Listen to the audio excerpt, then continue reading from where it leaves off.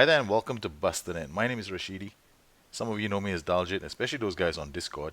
And on this channel, you will always find stuff on Football Manager. I try to make the game as simple as I think it should be, and fundamentally try to share what I know with the community at large. And I'd like to thank all my patrons for supporting this channel over at www.patron.com/bustednet. Once again, this is actually quite special. This show today. Today's show is going to be taking a look at a thread that started a while back on previous editions of FM by Jambo98, a regular on the forums. He does something called the Community Formation Experiment.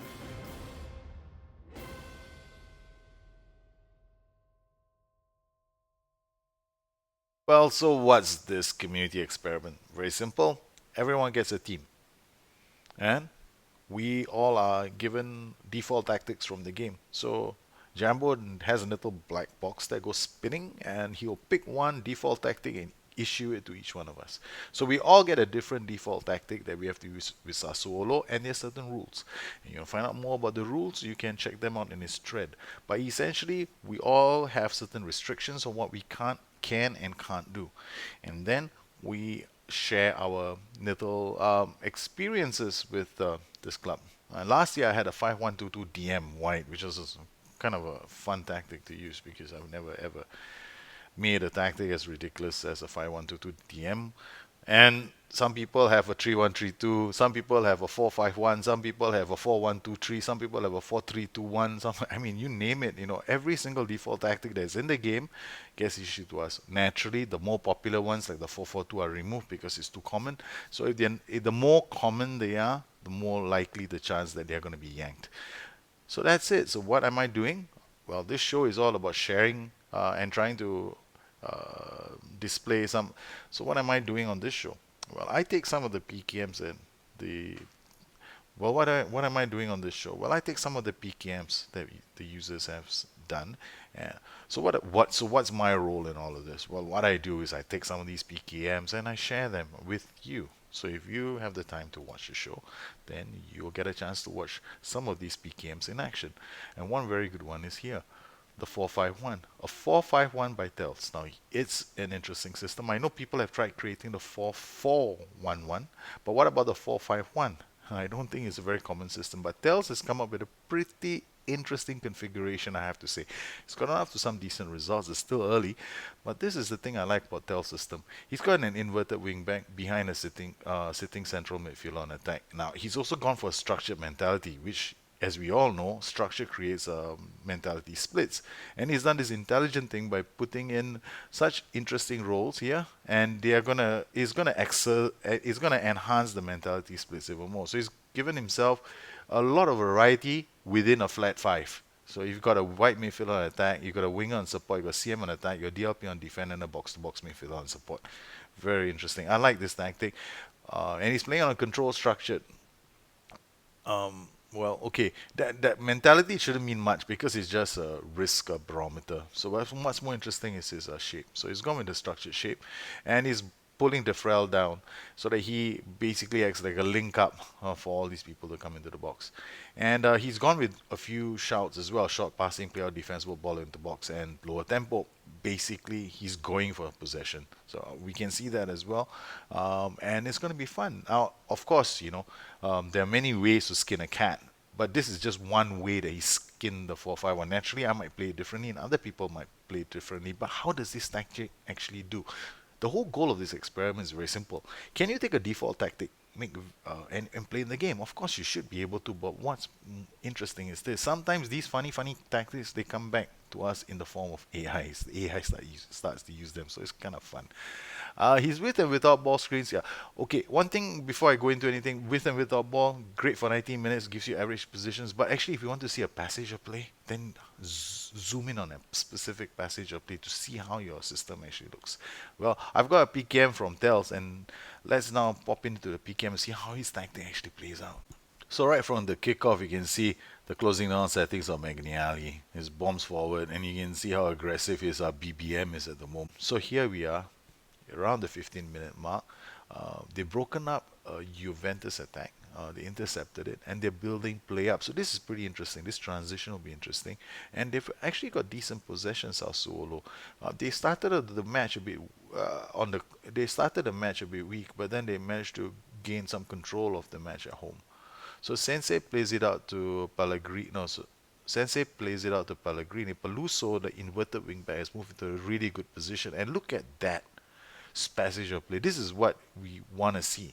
So he's got Peluso coming in to support the inverted wingback. They've overloaded the left side of the pitch, and they've Politano could have just scored the opening goal. And if this keeps up, this is going to be a feature of how he scores a lot of his goals as well. It's interesting because the first 45 minutes of this match against Juve, he didn't give Juve much in terms of chances. So there were no highlights. And sometimes no highlights is good news. And the only real highlight came from Sassuolo. So Juventus must have been really pissed. The one thing about using structured shapes, notice the gaps. Okay, so if you lose the ball and players are up there on their own, they lose the ball, then it's going to be a slight issue because there's not enough support for Politano. And as they move the ball down the flanks, I'm watching how they are all so spread out at this point in time. Acerbi, who's not exactly the world's best defender, the ball gets to Juventus. Juventus build play up really well. Here I'm looking at relative positioning again.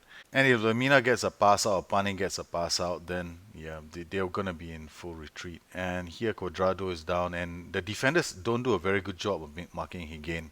Number 15 definitely at fault.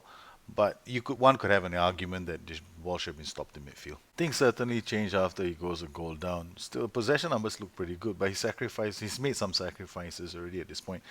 And they've gone more attacking, and now they are putting Juventus on the back foot. A lot of this is down to single one-on-one play.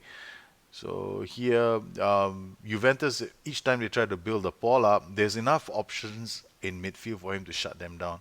So Lamina picks up pass to Calcedo. Calcedo is quickly closed down by two players, Sensei and Duncan. They move the ball back. Nice to watch all this movement from Sassuolo. Duncan out to Politano. Very, very good movement. This is the feature of his tactic that's going to play out. So either he used pass into space or his players suddenly found a way to pass into space, and it's going to be a great way for him to score goals. Here, I really felt for Sassuolo. Okay, Tells must have been hoping level score, great day in the office. Now boys are doing very well. Berardi steps up. No Defrel. Defrel has been taken off. But Berardi, somehow or another, he misses. He sends the ball straight into Buffon's hands. Buffon stabs it away, and this was a wasted opportunity for them. I still think there's plenty to offer from this Sassuolo setup. This 4-5-1 played really well. For 90 minutes of this match, Juventus actually struggled to create meaningful chances, while Sassuolo actually had two really good chances, and they should have won this match. And I think this will be one interesting tactic to follow. How do you join? Simple. Just go to the thread. Jambo, I want to play. Jambo spins you up and gives you a tactic. Well, don't worry about it. You know, it's an experiment that only lasts a season. It's a lot of fun, and my whole goal is to put PKMs up, so that we can share in the delight. Well, I'm not critiquing tactics here. I'm just sharing what I see, and it's kind of interesting some of the systems people put out. All right, so here we have my system. It's a 442 DM. I managed to get Evandro. That his agent came knocking on my door.